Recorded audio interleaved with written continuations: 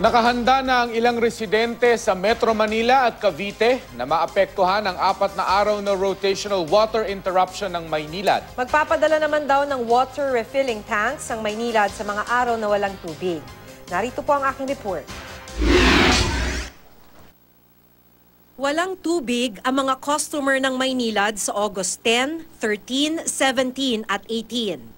Pero dahil rotational water interruption ang ipatutupad, hindi ibig sabing 4 na araw kang walang tubig. Meron po silang specific schedule kung kailan po sila mawawalan ng tubig. Rotation po ang ginawa namin para po hindi naman po 4 days silang magsasuffer. Walang tubig sa ilang barangay ng Muntinlupa mula alas 11 ng umaga sa August 10 hanggang alas 4 ng umaga ng August 12.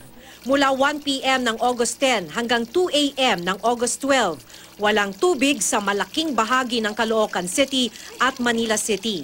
Ito rin ang schedule sa Barangay Palanan, Makati City at malaking bahagi ng Pasay City.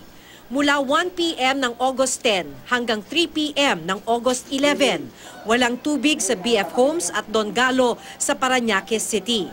Sa malaking bahagi ng Bacoor City, at malaking bahagi rin ng Imus City.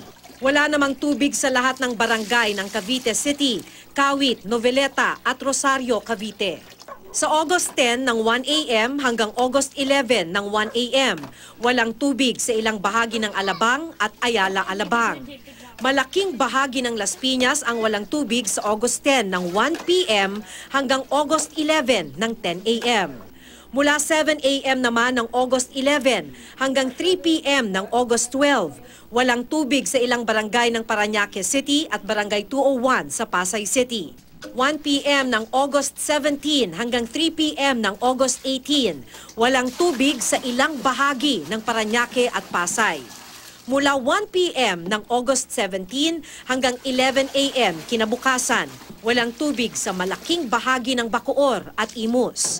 Sa Cavite City at Rosario, walang tubig mula 1 p.m. ng August 17 hanggang 11 a.m. kinabukasan. Sa ilang bahagi naman ng Muntinlupa, Caloocan, Manila, Makati, Pasay, walang tubig mula 1 p.m. ng August 17 hanggang 5 a.m. kinabukasan. Sa mga araw na walang tubig sa lugar, magpapadala ng water refilling tanks ang Maynilad. Handa na ang ilang nakausap naming may-ari ng eatery sa Caloocan. Para-paraan na lang daw maliban sa pag-imbak ng tubig tulad ng pagbalot ng plastic sa mga plato para makabawas sa huhugasan. Pwede tiisin na lang, saka mag-ano na lang ng mga container, siguro 4 na container, kayang-kaya na. Payo ng Maynilad, pag-ingatan ang paraan ng pag-imbak, takpan ang pinaglalagyan ng tubig at pakuluin bago inumin.